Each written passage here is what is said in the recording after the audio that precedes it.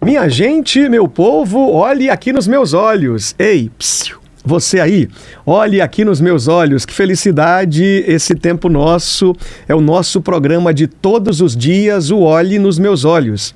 Eu fico muito feliz em poder contar com a sua audiência e sei que você também do outro lado tem sido muito abençoado, muito abençoada com os nossos convidados que vêm aqui e que cooperam trazendo as suas histórias, facilitando, colocando nesse lugar, na tela da sua TV, a informação, a pauta relevante, o tema polêmico na maioria das vezes também, muitas histórias que emocionam, motivam, inspiram. E no programa de hoje você já sabe que vai ser assim também, não é? TV da gente, canal 25.1, ao vivo agora nós estamos. Canal 25. Ligou o canal 25.1, ao vivo nós estamos. Eu desejo que você seja muito bem-vindo, fique à vontade, seja abençoado, abençoada, se sinta confortável aí com a gente. No rádio, ao vivo pelo rádio também, 98.3 é a Rádio Líder Gospel FM, ao vivo na TV e no rádio. No FM nós estamos chegando para mais de 86 cidades agora. Imagine então a responsabilidade que eu tenho de comunicar com você todos os dias e agora talvez em casa, no carro, no trabalho, motorista, taxista, passageiro, cobrador, tiver um ser vivente aí participando com a gente, ouvindo pelo rádio, assistindo pela TV ou ainda você agora que deu play na nossa transmissão do YouTube. O nosso canal é o Olhe nos Meus Olhos com Renatinho Soares. Eu, Renatinho Soares, o seu amigo de todos os dias, aqui mais uma vez no programa de hoje. Muito obrigado. Vamos lá então, vamos começar o programa.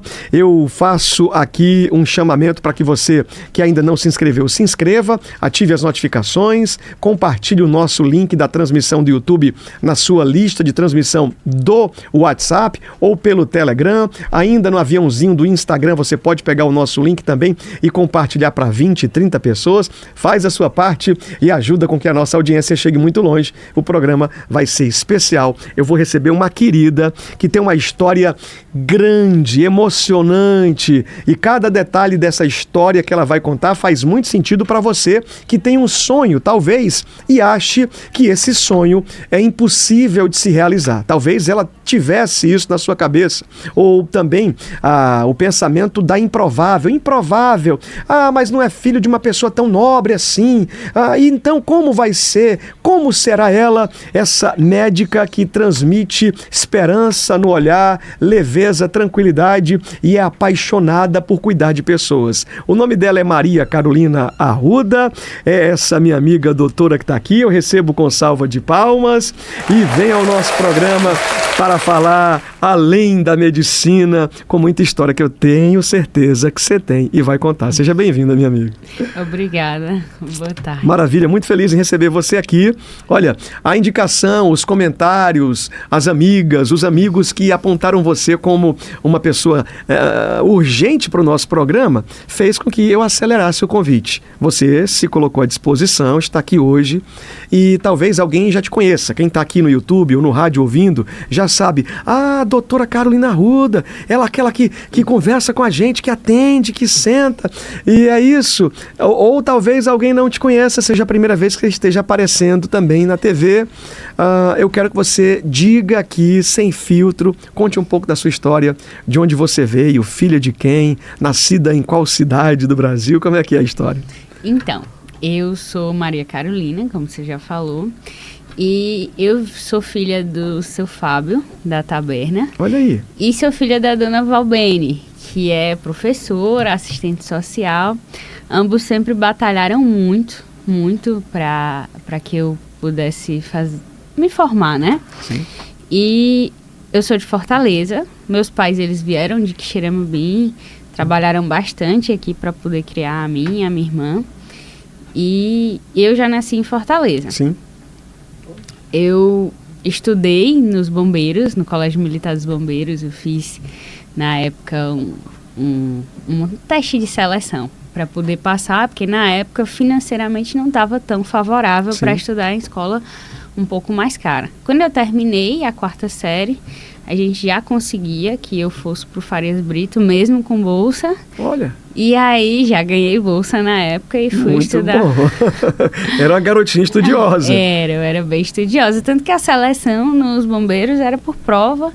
E graças a Deus eu consegui. Naquele tempo, só filho de militar conseguia ter a vaga garantida, não era isso, mais ou menos? Isso. Tanto no colégio da Polícia Militar, que é da farda azul, não é? Isso, como no colégio militar do Ceará, que é aquele da farda vermelha, e o bombeiro militar, o colégio do bombeiro militar. Só que eu quero voltar um pouquinho na sua história, quando você começou a contar. Você, garotinha, nasce, tudo tranquilo? O parto da doutora foi tranquilo? Ou a doutora veio com dificuldade ao mundo? A sua mãe conta o que da sua história? Como é que é? Não, então, Foi um parto tranquilo, foi uma cesárea normal, marcou a data, foi lá. E ela até conta, eu até brinco, que ela saiu da maternidade de moto na época. Meu Deus do céu. Com quantos dias depois da cesárea? Então, teve alta logo no outro dia? Como é que foi? Conta eu aí. acredito que a alta deva ter sido na mesma semana. E você no braço ali, o piloto era seu pai? Isso. Nossa, dando tchauzinho pra todo mundo. Tá de moto levando minha filha pra casa. Não é recomendado não, né, doutora? Não é. E a sua mãe fez essa proeza aí. Mas era o que a gente tinha na época, né? E aí...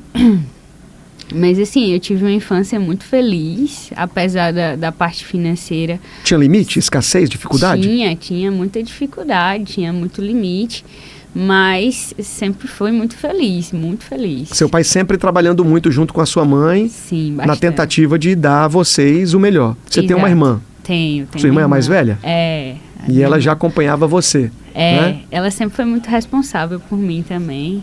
Ela adquiriu uma responsabilidade absurda, ainda muito nova. Ou chegou a ver você saindo, ou era bebezinha, você saindo da maternidade, como é que ela conta aí? Mana. Ela tinha 7 anos. Nossa, já sabe então. Ela dizia que o sonho dela era ter um irmão, uma bonequinha para cuidar, e acabou que veio você. Acabou que eu vi. E nessa infância que você vive falando agora aqui, contando sobre as dificuldades que você viveu e enfrentou, como é que era essa infância? Seu pai e sua mãe mesmo com limites, mas já te condicionavam ali a ser a garota querida, amada por eles. Você lembra do primeiro brinquedo que você ganhou? Foi um estetoscópio de plástico, um jalequinho daquele? Ou foi uma boneca? Como é que era? Não, então, eu não lembro muito assim. Eu lembro de Velocip, essas coisas que eu tinha eu não era muito a pessoa da boneca.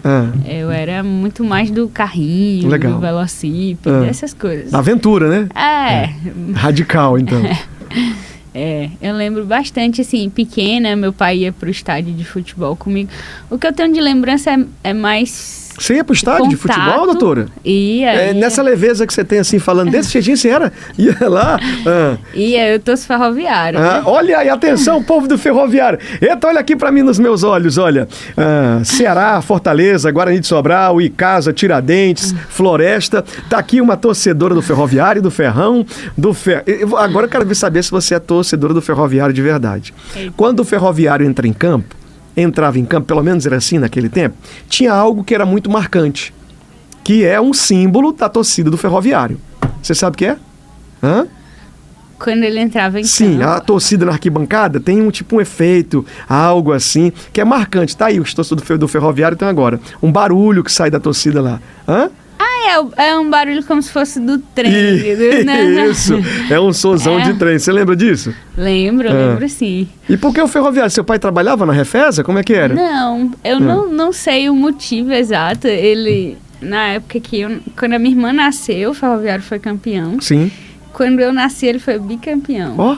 Foi 88, 94 e 95. Torcedora do Ferrão, de verdade. Alô, Ferrão da Barra. Alô, povo querido, povo amado. Eu tô fazendo essa pergunta porque, na maioria das vezes, o Estado parece que tem dificuldade de reconhecer os pioneiros, não é? Os times que se destacaram, que tem projeção, que lançaram grandes nomes para o futebol nacional. Ferroviário é essa escola de lançamento de nomes que conquistaram o mundo também através do futebol. A turma fala muito assim, quando chega Ceará, Fortaleza, não sei o quê, mas o ferroviário tem essa história. Parabéns ao Ferrão e à sua torcida que nos assiste agora. A doutora está aqui contando sua história. Ao vivo nós estamos temos rádio, TV e YouTube. Você que sintonizou o rádio agora, 98.3, Rádio Líder Gospel FM. Ao vivo nós estamos. Obrigado pelo carinho da audiência. Compartilha, manda para todo mundo. Você pode me seguir aqui no Instagram, Renato Soares CE. Eu tô ao vivo com você, olhando nos seus olhos. Minha amiga dona de casa, tô olhando para você aí, preparando as coisas, né? Tá fazendo tudo direitinho, que legal. Ó, a doutora Maria Carolina, ela é médica e vai fazer residência já em Medicina da Família lá em Alagoas. Nós vamos falar tudo isso aqui da vida, esse itinerário, esse roteiro que ela está saindo de Fortaleza. Vou contar também. Eu estou dizendo que nesse primeiro momento ela está fazendo uma apresentação de sua origem, desde o seu nascimento. Então na TV você tem condição de assistir no canal 25.1 em tempo real. Só que para o começo, o início, um único lugar que você vai ver é no YouTube, se você voltar, o que nós já começamos batendo um papo aqui, tá bom? Vamos então avançando. Doutora, tá aqui, muito feliz em receber você, torcedora do Ferrão, seja bem-vindo. O nome dela é Maria Carolina Arruda. Doutora Carolina, aí, saindo dessa fase inicial da vida, não é? Criança, eu fiz a pergunta do primeiro brinquedo, você tem lembranças lá de ir ao estádio com o seu pai, dentro da limitação, das dificuldades, sempre muito bem cuidada pelo pai e pela mãe, na procura de entregar a vocês, junto com a sua irmã, o melhor. Não é? E você é muito esforçada também. Você conta aqui, já falou logo no início, que foi fazer um teste para, já que não tinha condição de pagar um colégio particular, foi fazer um teste para passar ali no colégio do Bombeiro Militar. E conseguiu. Sim. Depois que você consegue agora, já começa a se destacar. Você está na 4ª série, quando você vai transicionar dos bombeiros para qual colégio? Pro Farias Brito. E no Farias Brito você consegue fazer o pagamento? É bolsa? Como foi essa sua mudança? Então, eu tinha uma bolsa, não era integral, era parcial, mas ainda assim já ajudava bastante para poder me manter no colégio. Lá eu fui para a turma olímpica e aí quando fazia Olimpíada, de acordo com o estudo, eu conseguia melhorar o desconto. Muito bom. Assim, com quantos anos você sai do Colégio dos Bombeiros e vai para o Farias Brito? Você estava com quantos anos? Eu acho que eu tinha uns 11 anos, eu não sei ao certo. Estava focada já? Tava bastante. Na época eu fiz cursinho para um militar.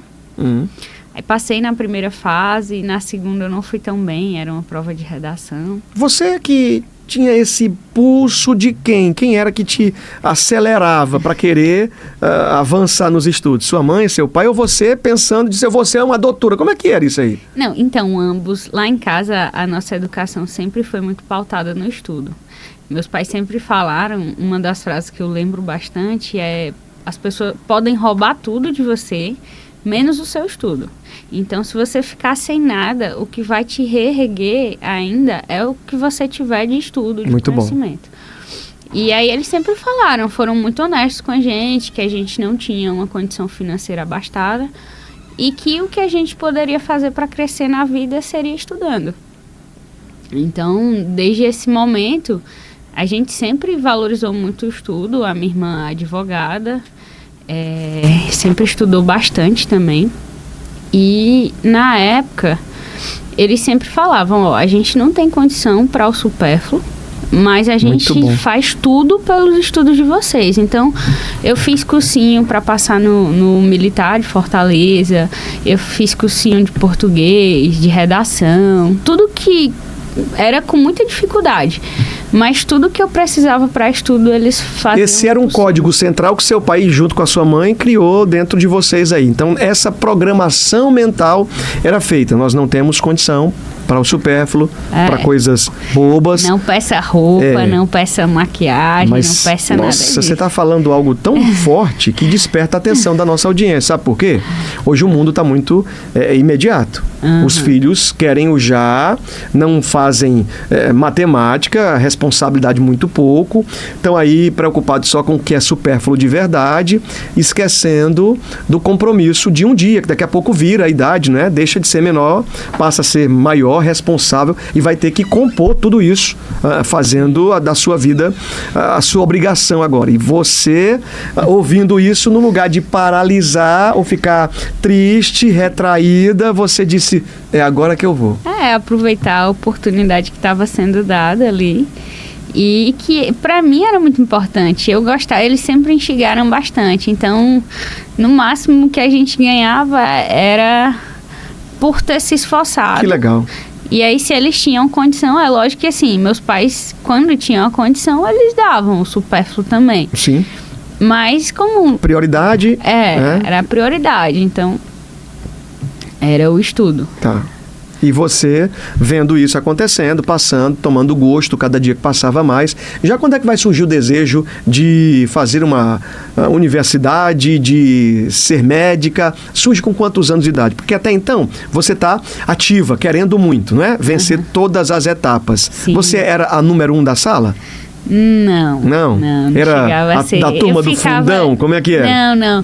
Eu era, assim, uma pessoa que eu gostava muito de estudar, tinha as minhas dificuldades, mas eu não era a do fundão, mas também eu era muito na minha. Sim. Eu era bem na minha. Então eu estudava muito em casa, nunca fui a aluna que conseguia pegar todo o conteúdo na sala. Certo. Mas quando eu chegava em casa eu dava uma revisada, eu entendia o que tinha sido passado. Ok. E isso foi também levando você como padrão da sua vida estudantil, né? Sim, sim. Eu não posso brincar, não posso perder tempo, tenho que me esforçar, tenho que estudar, né? Eu tive disciplinas que eu conseguia me sair muito bem. Tipo, no primeiro, segundo e terceiro ano, matemática, eu fechei praticamente todas as provas. Olha aí. No primeiro ano eu fechei todas as provas de matemática. Então, era garota nota 10, a turma sabia lá. Matemática.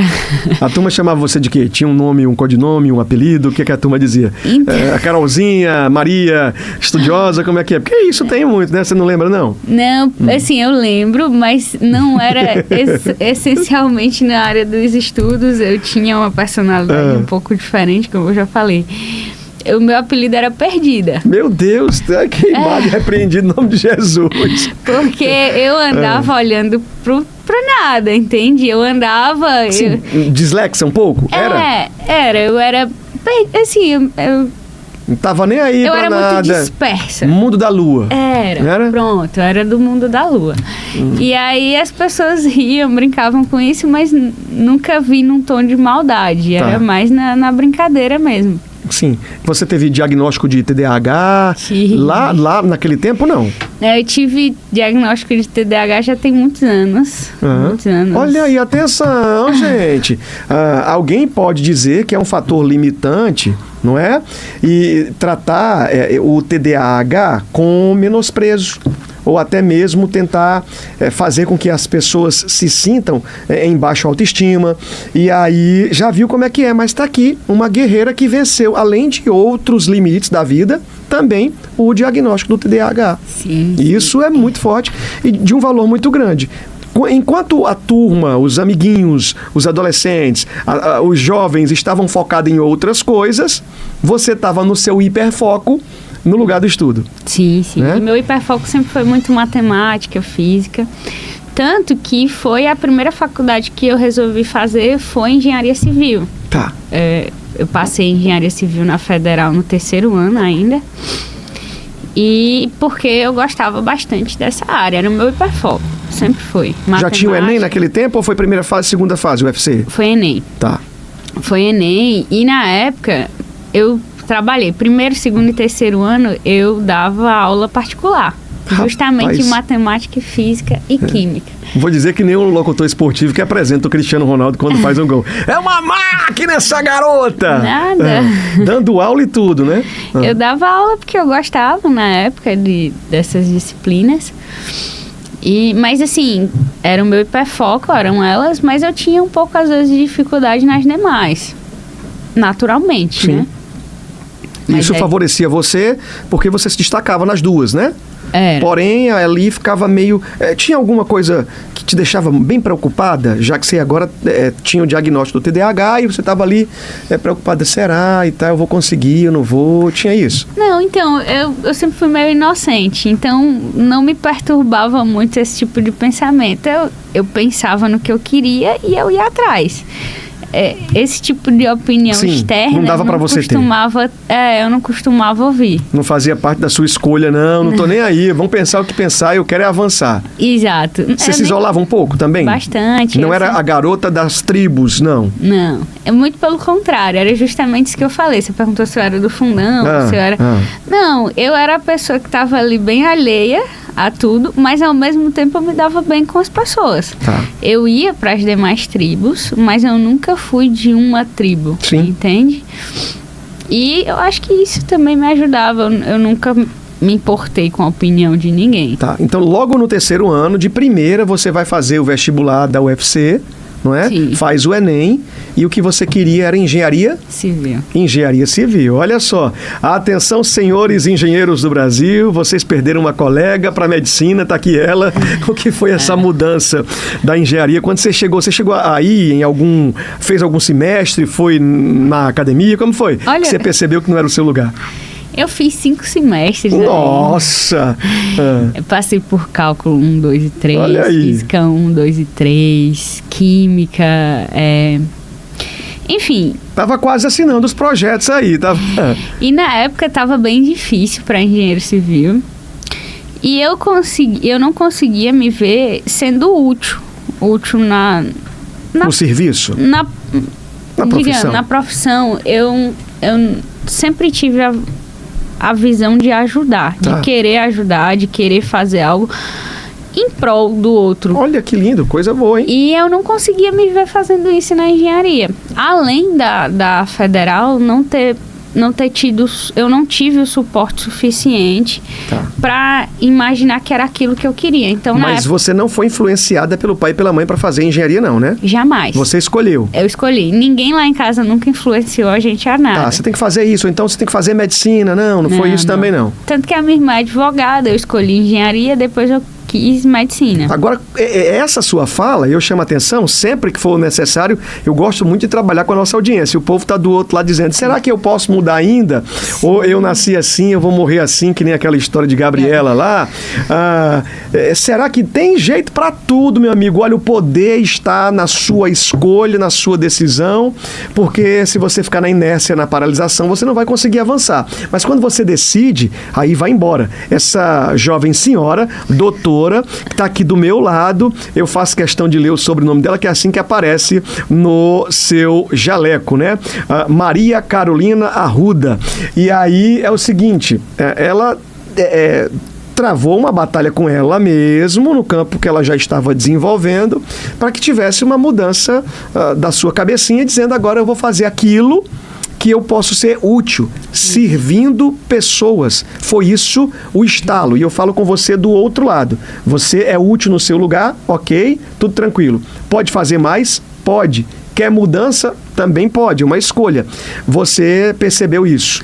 Eu preciso fazer algo a mais por alguém. Foi isso? Isso. E assim, eu não conseguia me ver em 10, 15 anos naquela profissão. Não conseguia.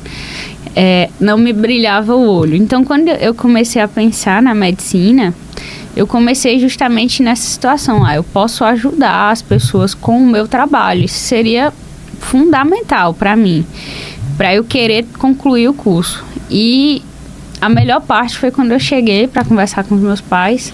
E eu disse, olha, eu não estou querendo terminar essa faculdade, não tá bom imagina a decepção mim. do pai e da mãe. E não, mas aí que tá, eles me acolheram de uma forma absurda. Carol, e aí, o que você quer? Aí eu disse, olha, eu tô pensando ainda. E eu não falei assim de cara, depois eu falei que eu queria medicina e eles acolheram da mesma forma. E quando eu decidi, eu achei muito interessante que é assim, o tempo ele vai passar de qualquer jeito. Sim. Então que ele passe você fazendo o que você realmente quer. Forte também, isso aqui vira um corte, isso aqui. Os shorts, atenção, povo da internet aí. Como é que é? Pode dizer pra mim, até olhando pra essa câmera aí, o tempo, agora eu gostei disso aí, vai lá. Então, o tempo ele vai passar de qualquer forma. Que ele passe com você fazendo o que você realmente quer. Eu ouvi isso e isso me tocou profundamente, porque eu ia ter que passar 6 anos da minha vida fazendo engenharia, enfim, concluindo o curso e trabalhando, e infeliz, ou eu podia passar esses 6 anos que fosse no cursinho, que fosse fazendo a minha faculdade, mas estaria atrás ali do que eu realmente queria. Rapaz, muita decisão, né? E ainda bem que eu decidi logo, porque eu conheço pessoas que realmente concluíram o curso para depois mudar, dar essa guinada. E tive muita gente perguntando, você já está na metade da faculdade, por que você não termina? Eu disse, justamente por isso, porque eu não queria e o tempo ia passar. Quanto mais passava o tempo no ciclo da engenharia civil, 1 mês, 2, 3 e tal, e aí semestre, aquela coisa toda, na sua cabeça vinha, eu preciso ser mais útil, eu preciso fazer mais, eu quero fazer medicina. Começou a surgir a medicina como uma oportunidade, de uma ferramenta sacerdotal para cuidar de pessoas. Foi isso que foi batendo na sua cabecinha lá. Exato. E você vai fazer um outro vestibular, porque não aproveitou os créditos, as disciplinas, não deu para furar o bloqueio da medicina, tinha que ser um outro vestibular. Sim. Não é isso? Você faz um outro vestibular. Exato, não teve como, eu tive que fazer outro vestibular. E aí, quando eu larguei, eu fui na minha antiga escola e eu ganhei bolsa. Eu ganhei bolsa tanto no Farias Brito... Pode falar, fica à vontade, sim. Quanto no Aritsai. Na época eu cheguei a fazer o cursinho 2 anos no Farias Brito, depois eu fui... Você ganhou bolsa integral para estudar? Em ambos. Tá. Atenção, deixa eu fazer aqui uma ressalva aqui, mandar um abraço à instituição que lhe deu essa oportunidade. Aridissá, Farias Brito, Grupo SAS, a família gigante, não é? Porque são 2 irmãos, e aí que tem um grupo educacional, um do lado do outro, mas também deu oportunidade a centenas, quiçá milhares de pessoas no Ceará que passaram através.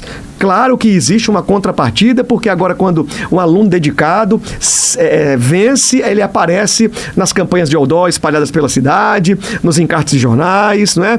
Essa campanha toda, isso aparece, mas também leva a medalha, a importância, mas aí é uma mega oportunidade quando você não pagava e estudava ali e se capacitava para vencer essa etapa. Então, é justamente isso. Tanto que eu até brinco muito que eu tendo um filho, eu quero que ele estude em alguma dessas 2 instituições. Muito bom.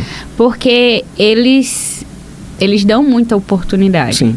Eles não te puxam, eles não te cobram, eles te dão essa oportunidade e você aproveita, Sim. né? Mas eles não teriam nenhuma obrigação. Eu sei que enquanto instituição eles ganham, sim, quando o aluno dá nome, mas não são todos os alunos que eles ofertam que dão esse retorno, entende? Então, assim, eu vejo um trabalho absurdo. Claro. Dessas 2 instituições. Sim. Eu sou muito grata. Perfeito. Muito grata. E aqui que haja incentivo para que outras organizações educacionais possam despertar também para favorecer. Sim. Fazer isso de verdade. Investir em pessoas. Está aqui uma mulher que salva vidas do povo, que teve essa oportunidade quando não tinha condição de pagar o cursinho, foi lá, fez, e aí venceu. O vestibular que você faz, estando matriculada na engenharia, você vai para o cursinho ou para logo a engenharia e se dedica só no cursinho?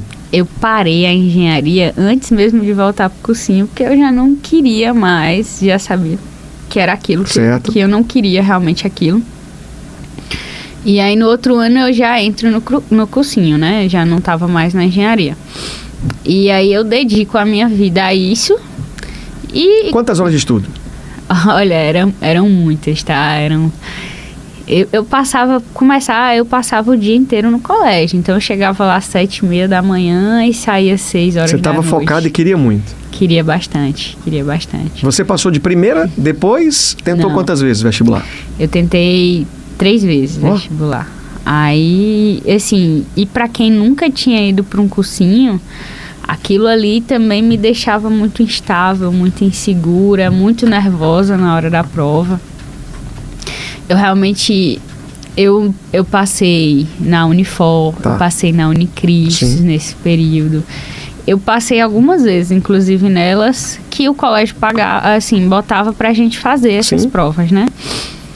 Mas quando chegava no Enem eu ficava frustrada porque Os pontos não davam para preencher a vaga da medicina. E medicina aqui é surreal, né? E o que é que você via que faltava um pouquinho? Era um pouco da redação? Tinha que ser a nota mais? Ou era... O que é que estava faltando? Então... A concorrência que estava muito grande? Sempre aparecia alguém que despontava? Era isso?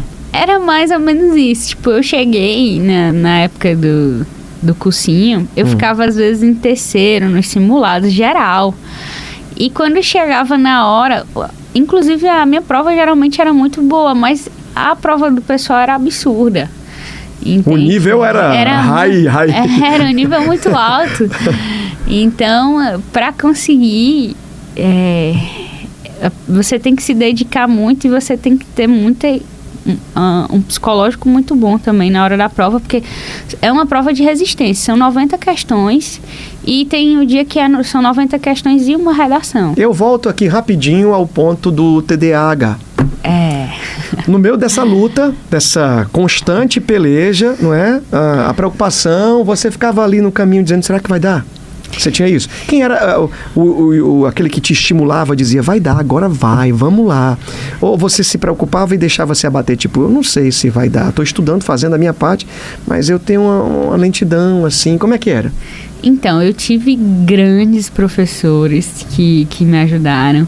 Eu tive um grande coordenador também que trabalhou no Farias Brito e depois foi pro Aridiçá, e foi por causa dele que eu fui pro Aridiçá também. Legal.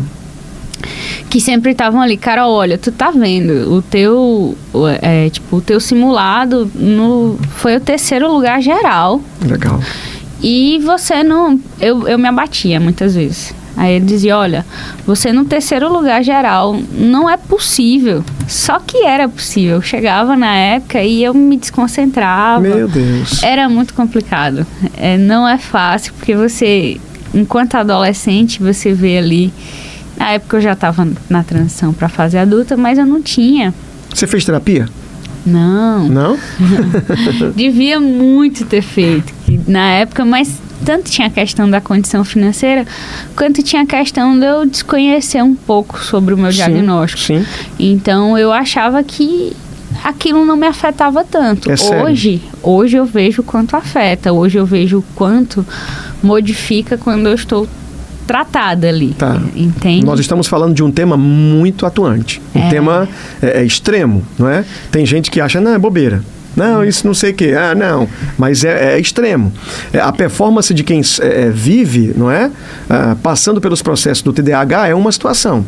Quem não tem, tá tudo certo ali e avança de outra forma. Sim. Então, é muito necessário a gente tocar sobre isso aqui, porque eu acho que pode falar com outras pessoas. Sim, sim. Eu tenho até que mandar um abraço aqui para a minha sobrinha, Isabela Soares, que tentou também 3 vezes medicina, foi aluna ou do Aridiçá ou do FB, também fez várias provas, passou em todas as universidades do lugar, mas ela queria fazer no Ceará, queria fazer o S, queria fazer aqui e tal, e depois de muito tempo, melhor, das tentativas, conseguiu também, ela foi diagnosticada com TDAH.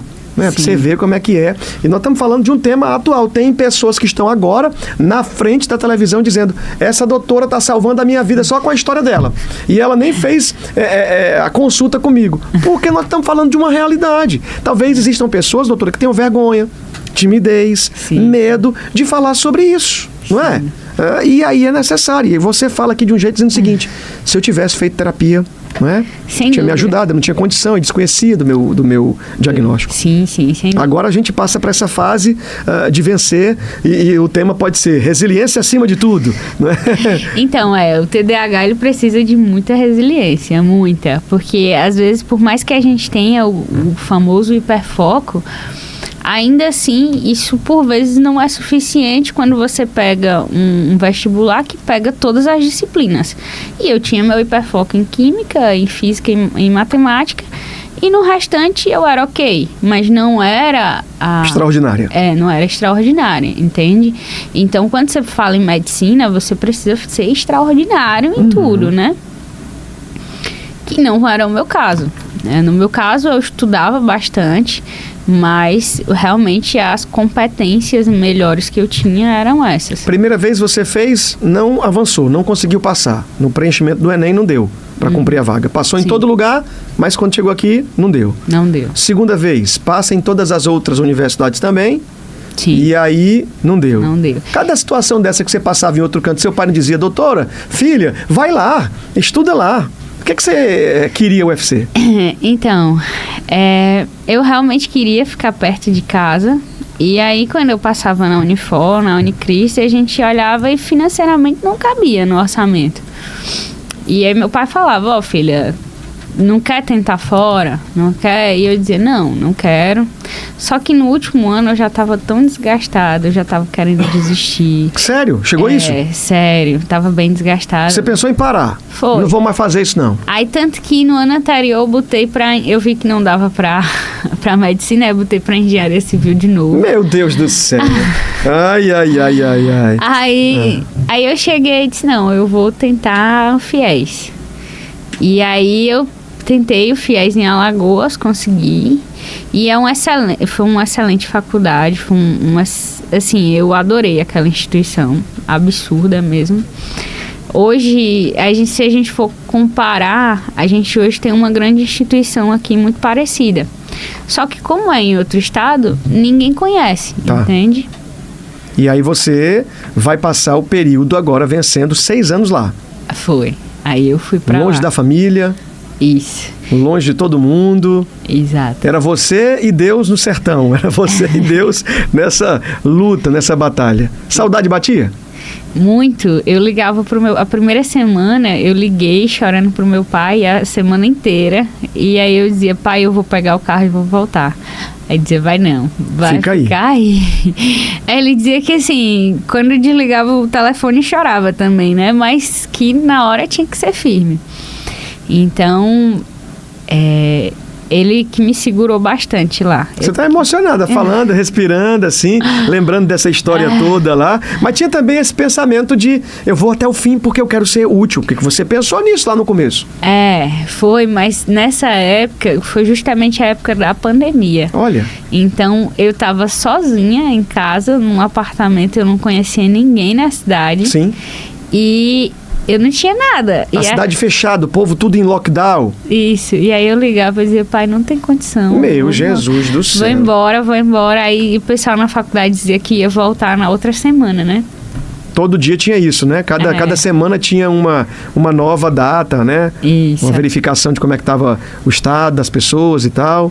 Até parar totalmente, demorou bastante. Eles ficavam dando esperança de que ia voltar na outra semana.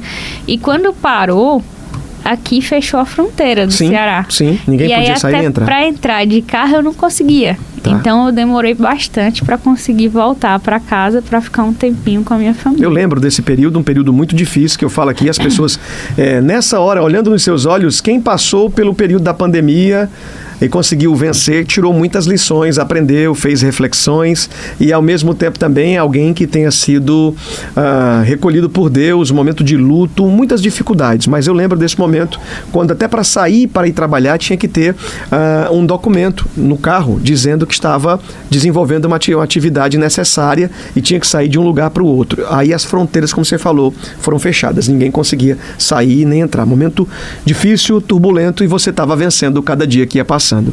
A minha amiga agora aqui no nosso programa, Rádio, TV e YouTube, olha aqui nos meus olhos. Nós estamos ao vivo, quem sintonizou o rádio aqui agora, 98.3, seja muito bem-vindo, obrigado pelo carinho da sua audiência no Rádio FM, para mais de 86 cidades nós estamos transmitindo, na TV no canal 25.1, ao vivo, TV aberta em Fortaleza, região metropolitana, Grande Fortaleza, e no YouTube, o mundo, e quem tiver internet está conseguindo assistir nesse momento. Eu estou recebendo a doutora Maria Carolina Arruda, tá aqui, ela que tem essa história grande e que conta com ar de eu venci. Foi difícil, mas eu venci. Você sai da pandemia, vence a pandemia lá e vai formar quando? Qual foi o período que você recebeu ali, o período concluído? 6 anos de muito estudo e muito esforço. Então, dia 10 de dezembro do ano passado. Tá, 10 de dezembro. Você chega em Fortaleza quando? Voltando. Eu cheguei em Fortaleza mais ou menos de 19 de dezembro. Quando vai acontecer o episódio de você ser agora a filha cuidadora protetora do pai que precisava de uma médica de urgência. Aonde vai aparecer? Você estava na pandemia lá ou já estava em Fortaleza? Entenda a pergunta que eu fiz. As pessoas aqui estão dizendo, nossa, como é que é isso? A filha, ajudadora, conselheira, amiga, está ali agora para salvar a vida quando o pai estava precisando de uma médica de urgência. Você deixou de ser médica e passou a ser filha ou foi filha e médica ao mesmo tempo? Então, é difícil separar uma coisa da outra, né? Mas assim, não foi uma vez só. Meu pai teve 3 AVCs nesse período, enquanto eu tava lá. Por algumas vezes eu quis desistir para voltar, para ficar perto, porque ele nessa rotina, nessa correria do bar, para me sustentar lá, ele desgastou bastante, ficava madrugada acordado. É até um bar ali na Gentilândia. E nessa ele acabou tendo um AVC, teve outro, depois outra, e eu queria estar perto. Seu pai é seu grande herói. Meu pai, exatamente. Você está falando aqui, falando do bar, do trabalho, que ele se desgastou, se entregou muito, sua mãe estava acompanhando tudo. Sim. Cada ligação que você recebia dizendo que seu pai passou por uma situação aqui muito difícil. Exato. Você ficava com vontade de voltar. Eu, por algumas vezes, por muito pouco, inclusive no ano passado, eu não voltei, eu arrumei minhas coisas para voltar e ninguém deixou. Ficou todo mundo, Carol, foram 5 anos, não vai jogar isso no lixo. Meu Deus do céu. E aí, enfim, mas foi por muito pouco. Por algumas vezes eu quis voltar. Vida boa é dos outros, né? Tem gente que pensa assim, né? Vida boa... Ninguém, rapaz, aqui ninguém está medindo o esforço de ninguém. E também, olhando nos seus olhos, eu estou dizendo, nós não estamos fazendo competição para quem sofre mais, não. Estamos dizendo que quando você está focado, quer e tem a certeza de que Deus está ao seu lado, aí o negócio anda. Você acreditava que Deus estava com você em todas essas estações? Com certeza, com certeza. Segurava sua mão? Por muitas vezes eu precisei... E assim, isso veio muito, segurar a minha mão veio muito na forma de amigos, principalmente. Então eu era sozinha naquele estado e eu não tinha ninguém para me acolher. Eu tive meus amigos. Então meus amigos acabaram virando uma família e eles mesmos falavam, às vezes eu precisava de um conselho, era eles que me davam. Então assim, pessoas que aparecem na nossa vida, elas também vêm para ajudar a trilhar, entende? Muito bom. Então, nesses momentos, eu tive grandes amigos que disseram, Carol, você não vai, já passaram-se 5 anos, só falta mais um, calma, seu pai tá conseguindo, seu pai tá bem. Ele tava, assim, ele não teve tantas sequelas, então, realmente, ele mesmo dizia, filha, termina. Você falava com ele ao telefone? Eu falava, eu dizia, pai, eu vou voltar. Ele dizia, não vai. Fica aí, eu aguento aqui. Pai é pai, né? Eu aguento aqui, exato. Aí ele dizia, eu aguento, calma. E a minha irmã muito preocupada, minha mãe também muito preocupada. Enfim. Quando você chega... Quando eu chego... Já vai estar a doutora ativa, pronta para trabalhar, dar expediente por aí, plantão e tudo mais. E parece que mais uma vez seu pai vai sofrer um ataque. Foi. Aí aconteceu de eu chegar dia 19, não peguei o CRM estava em recesso. E aí na primeira semana eu consigo o meu CRM. Na segunda semana, mais ou menos, de janeiro, eu consigo o meu CRM para poder trabalhar. Dia 10, mais especificamente. E aí meu pai me liga, meu quarto é um pouco em cima, então é um pouco isolado. E aí ele diz, filha, eu tô morrendo de dor no peito. E aí eu desço pra ver como é que ele tá, e ele não tava conseguindo nem respirar direito com dor, né? Não conseguia calçar o sapato, enfim. E aí eu digo, pai, vamos pro hospital. E assim, você imagina, você conhece o diagnóstico, sabe o que está acontecendo, e você não pode falar. porque eu poderia piorar a situação dele. Acelerar ele emocionalmente, né? Exato. Então, subir assim, pressão com a preocupação. Exato. E aí eu olhava, eu via o horário típico do infarto, a dor típica do infarto. Tem um horário, doutora? Então, o mais comum, que é quando a gente tem alguns hormônios pra gente acordar, certo? Eles estão no pico de manhã, ali bem cedo. Então, geralmente o horário do infarto é aquele de manhã. E ele acordou com essa dor. Entende? Então, o horário mais comum, sim, do paciente ter um infarto é pela manhã. E aí a dor muito típica, tudo, me dizendo assim, Carol, ele tá infartando. E eu passando sinal vermelho, porque eu tava assustada. E ele brigando. Vai com calma, né? Mas você sabia tudo que estava acontecendo ali. Exato. Então, eu acho que eu fiquei mais nervosa do que ele. Ele tava com essa dor. E aí, quando a gente chega no pronto atendimento da Unimed, ele fazem um eletro nele e a pessoa que atendeu a gente olhou e disse assim, não, esse eletro tá normal. Nossa. E quando ele diz isso, ele dá pro meu pai a possibilidade até de querer ir embora.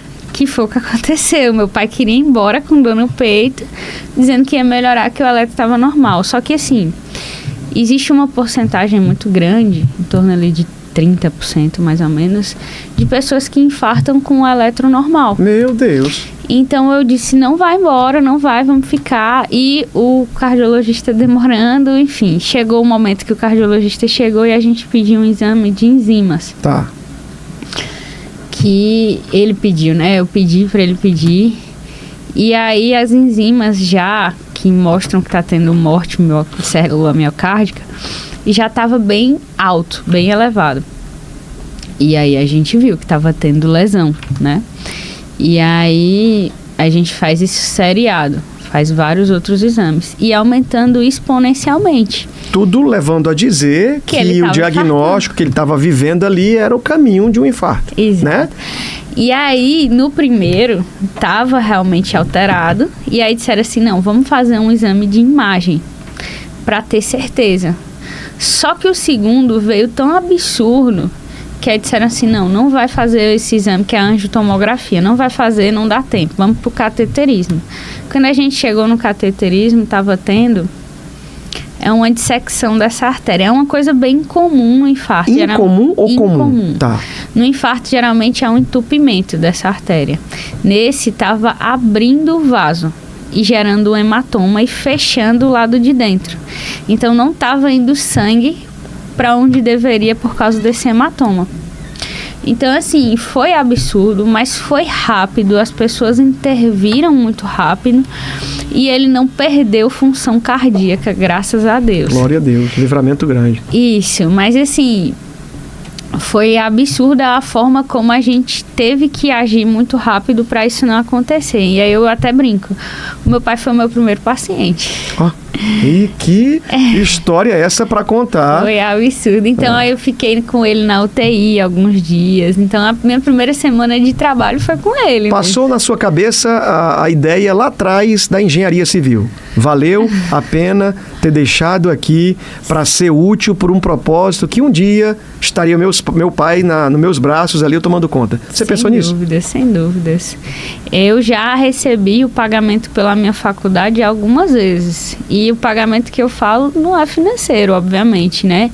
Então, graças a Deus, esse foi um dos grandes pagamentos que eu recebi por ter ido pra medicina. Eu vou bater palma para você pela sua história.